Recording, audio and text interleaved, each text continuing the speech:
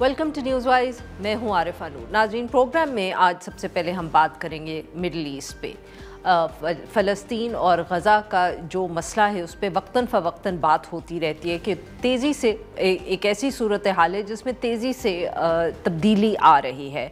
आजकल एक तरफ तो सीज़ फायर है, ऊपर से सीज़ फायर की जो है वायलेशंस भी हम देख रहे हैं इज़राइल की तरफ से। ये भी कहा जा सकता है कि कुछ दफ़े तो ऐसे ही लगता है कि कोई भी वजह उनको नज़र आती है, एक्सक्यूज़ नज़र आती है तो सीज़ फायर की वायलेशन हो जाती है। दूसरी तरफ अमेरिकन सदर जो है डोनाल्ड ट्रंप, उनकी भी पूरी कोशिश है कि ये जो अमन है इस खित्ते में आ जाए। हमास को वो जहां वार्निंग्स दे रहे हैं, उनकी साथ साथ ये भी कोशिश है कि अमन किसी तरह यहां आ जाए। और इस सारे मामले में जो ज़िक्र हो रहा है वो ISF यानी कि जो इंटरनेशनल स्टेबलाइजेशन फ़ोर्स है उसका हो रहा है। अभी वाज़े नहीं है कि ये जो फ़ोर्स है ये कैसे बनेगी, कब बनेगी, इसका मैंडेट क्या होगा, मगर ज़िक्र हो रहा है और बहुत सी मीडिया रिपोर्ट्स हैं। वेस्टर्न प्रेस में अगर इसका ज़िक्र पहले से हो रहा था तो इस हफ्ते डॉन में ने भी इस पे एक तफसीली स्टोरी की है जिसमें कोट किया हुआ है। उन्होंने बात की है कुछ गवर्नमेंट ऑफिशियल से, कुछ पाकिस्तानी फ़ौज के ऑफिसर्स से, और सब ने एटलीस्ट हम कह सकते हैं कि इतना तो कंफर्म किया है कि इस मौजू पे इस वक्त गौर हो रहा है। इसी हवाले से वज़ीर दिफ़ा ख्वाजा आसिफ साहब से भी जियो TV पे पूछा गया इस बारे में, तो उन्होंने कहा कि जो अमरीकी सदर डोनाल्ड ट्रंप है उनका ये अमन का मंसूबा है। इसमें गज़ा में इसके तहत गज़ा में एक बैनुल-अक़वामी इस्तेहकाम फ़ोर्स जो है वो जाएगी, उसमें फ़ौजी दस्ते भेजे जाएंगे। हम भी उस पर गौर कर रहे हैं, मगर उन्होंने कहा कि अभी कोई हतमी फ़ैसला हुआ नहीं है, गौर व फ़िक्र हो रहा है। और उन्होंने इस बात का भी ज़िक्र किया कि इस फ़ैसला करने से पहले पार्लियामेंट के अंदर इसको ले जाया जाएगा। ये फ़ोर्स जो है इसमें एक तरफ तो कहा जा रहा है कि अरब ममालिक भी होंगे और भी मुसलमान मुल्क होंगे, मगर सवालात भी उतने ही हैं कि ये क्या UN के तहत जाएगी फ़ोर्स, या जैसे ज़िक्र हो रहा है कि OIC की तरफ से कोई फ़ैसला किया जाएगा। फिर ये भी है कि उनका रोल क्या होगा एग्जैक्टली। कुछ ममालिक ने अभी भी आमादगी का इजहार तो कर दिया है, जैसे कि इंडोनेशिया, उन्होंने कुछ अरसा पहले ही ज़िक्र किया था कि वो तैयार है। अज़रबैजान, तुर्की का भी नाम आया। तुर्की के नाम पर पता चला कि इज़राइल ने ही इनकार कर दिया, वो नहीं चाहते कि इज़राइली ट्रूप्स जो हैं वो गज़ा में तैनात हों। इसके साथ साथ उर्दन के जो बादशाह हैं उन्होंने भी एक इंटरव्यू में ये वाज़े किया है कि बहुत गौर से देखना पड़ेगा कि ये जो फोर्स है इसका मैंडेट क्या होगा, क्या वो पीस कीपिंग यानी कि अमन को बरकरार करने जाएगी या अमन को नाफिज करने जाएगी।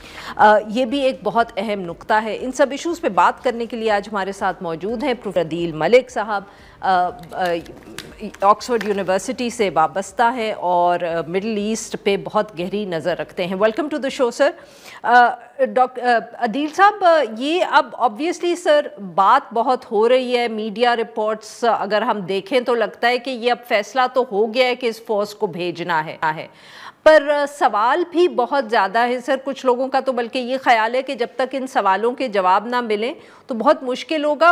आपके ख्याल में ये जो सवाल उठाए जा रहे हैं कि मैंडेट जो है वो UN का होगा कि नहीं, उसका एग्जैक्टली रोल क्या होगा, वो वहाँ फ़लस्तीनी पुलिस को ट्रेन करेंगे कि नहीं करेंगे, आपके ख्याल में ये अहम सवाल है? जी बिल्कुल, ये बहुत अहम सवाल है और मेरे ख्याल में यूनाइटेड नेशंस का रोल होगा। अभी जो खबरें ताज़ा तरीन इतलात आ रही हैं उनके मुताबिक अक़वाम मुत्तहिदा में एक करारदाद की तैयारी हो रही है और उस करारदाद के ज़रिए इंटरनेशनल स्टेबलाइजेशन फोर्स को एक मैंडेट मिलेगा। और ये सिर्फ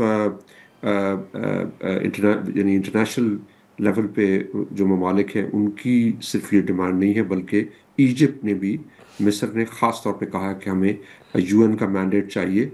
और मेरे ख्याल में पाकिस्तान में भी जो मुख्तलिफ तज्ज़िया निगार हैं, मैं आज मुशाहिद हुसैन साहब का तज्ज़िया देख रहा था, उनकी भी ये इस्तदा है कि हम अगर काम करें तो अक़वाम मुत्तहिदा के मैंडेट के मुताबिक हो। लेकिन अब इसमें जो एक और थोड़ी सी कॉम्प्लिकेशन है वो ये है कि 2013 के बाद UN का कोई मल्टीलैटरल पीस कीपिंग मिशन नहीं बना अभी तक। थोड़ी बहुत फोर्सेस इधर उधर भेजते रहे लेकिन सही। कोई मिशन नहीं बना। तो 2013 के बाद ये पहली मर्तबा होगा। और वो जो मिशन है उसमें दो तरह के मिशन हो सकते हैं, जिसने आप सर आपने खुद फरमाया कि एक तो ये कि आप ब्लू हेलमेट मिशन हो, यानी आपने अमन के लिए वहाँ रहे और कोई ज़्यादा डायरेक्ट इंटरेक्शन आपकी लोकल ग्रुप्स के साथ नहीं थी। लेकिन दूसरा है जो हेटी की तरह का हो सकता है कि जिसमें बाकायदा जो इंटरनेशनल फोर्सेस हैं वो कन्फ्रंट करें लोकल एक्टर्स को जो अमन के खिलाफ हो सकती हैं। तो अब ये बहुत स्टिकिंग पॉइंट है कि आप हिजबुल्लाह की जो सॉरी हमास की डिसआर्मामेंट हमास। या डीकमिशनिंग देम, हाँ जी हमास की, वो उसके ऊपर राजी होते हैं कि नहीं, ये काफ़ी मुश्किल बात होगी। और इजिप्ट ने ऑलरेडी कह दिया कि भाई ये एक सोर पॉइंट होगा और ख़ास तौर पे कितना लंबा अरसा होगा इस मिशन का, ये भी इम्पोर्टेंट है। क्योंकि अगर तो क्विक होगा तो फिर तो ठीक है, लेकिन अगर ज़्यादा अरसे के लिए फोर्सेस रहती हैं तो फिर आपको इसराइल का पता है कि वो गाहे बगाहे ये जो जंग बंदी है उसको वायलेट करते हैं। और अगर वहाँ पे अटैक्स होते हैं और आपकी पीस कीपिंग फोर्सेस हैं ऑन द ग्राउंड तो वो ख़ास तरह की उसमें पेचीदगी पैदा हो सकती है। अदील, तो ये जैसे आपने जिक्र किया कि मिस्र ने भी इसका जिक्र किया है, फिर जो उर्दन है उनकी तरफ से भी इस किस्म का हम कह सकते हैं पैगाम आया है कि ये चीज़ को क्लियर करना बहुत ज़रूरी है। तो सर ये मिस्र और उर्दन ने आपके ख्याल में ये ज़रा हमें समझाएं कि उन्होंने क्यों इतनी पब्लिकली इस इशू को रेज़ कर दिया है? बिकॉज ऑब्वियसली ये बात पाकिस्तान में भी हो रही है बट पब्लिकली किसी ने इसके ऊपर अभी इतनी तफसील से बात नहीं की। इन दोनों ममालिक ने बहुत कैटेगोरिकली कहा है।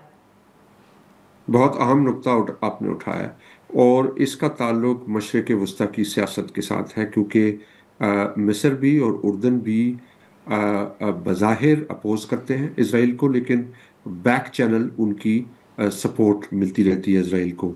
लेकिन वहाँ पे बहुत जो अवामी नुक्ता नज़र है वो बहुत ज़्यादा मजबूत है और ख़ास तौर पे वो अपनी रजीम्स को सस्पेक्ट अंदाज में देख रहे हैं। तो उनके लिए, इन ममालिक के लिए अपने लोगों के सामने यानी अपना इमेज बरकरार रखने के लिए ज़रूरी है कि वो डायरेक्टली उसमें पार्टिसिपेट ना करें।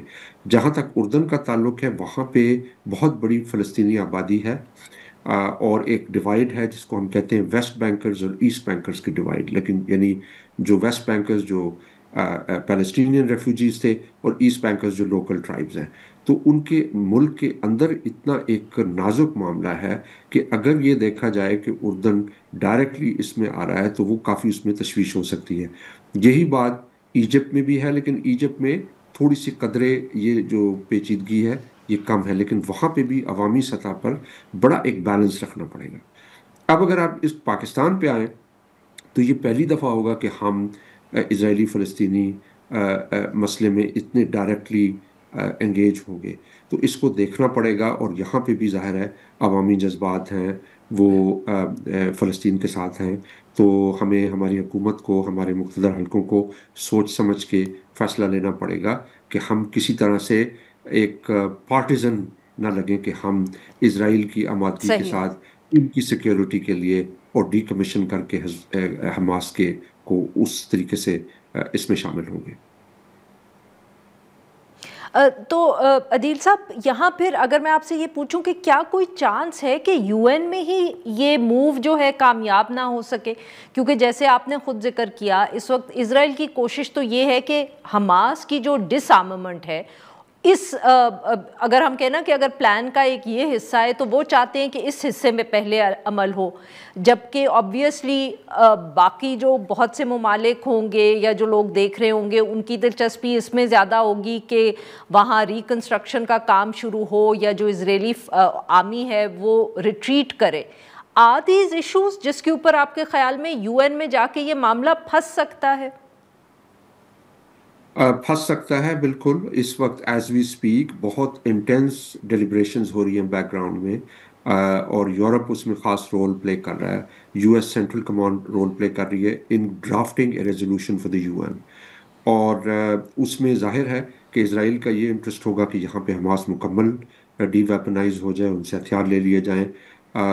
امریکہ میں ملک کے اندر بھی بہت پریشر ہے. ظاہر ہے امریکی انتظامیہ اسرائیل کے ساتھ بہت اچھے ان کے تعلقات ہیں اور وہ اس کو یعنی انہی کے مطابق مور اور لیس چلتے ہیں. لیکن ٹرمپ اور اس کی جو پولیٹیکل سپورٹ بیس ہے ان کو بڑی سٹرونگ کمپلجن وہ فیس کر رہے ہیں کہ اس مسئلے کو اب ایک خاص طریقے سے ایک خاص موڑ دے کے اس کو یہیں پہ روک دیا جائے.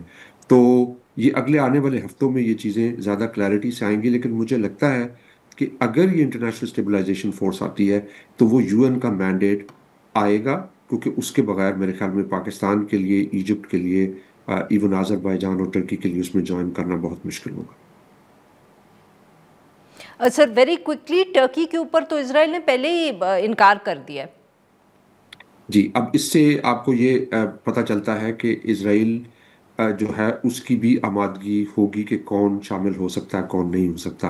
اور یہ جو چیز ہے یہ بھی پھر جو ڈومیسٹک پبلک ہے اس کے لیے ایک بڑا ایک سور ایشو بن جاتا ہے کہ اگر آپ کی فوج شامل ہوتی ہے اس منصوبے میں انٹرنیشنل اسٹیبلائزیشن فورس میں, اور اگر اس میں اسرائیلی منظوری کے ساتھ شامل ہو رہی ہے تو اس کی پھر پبلک آپٹکس بہت مختلف ہوتی ہے. اسی طرح ایک اور جو ایشو ہے یو این میں جو آئے گا وہ پیلسٹینین ٹرانزیشنل اتھارٹی ہوگی اس میں غازہ کی. اب وہ کون اس کو ہیڈ کرتا ہے, وہ صحیح. کہتے ہیں کہ وہ پیلسٹینین ٹیکنوکریٹس ہوں گے, لیکن وہ کون ہیڈ کرتا ہے اور کس طرح کے ایکٹرز اس میں آتے ہیں وہ بھی ایک سور ایشو ہوگا.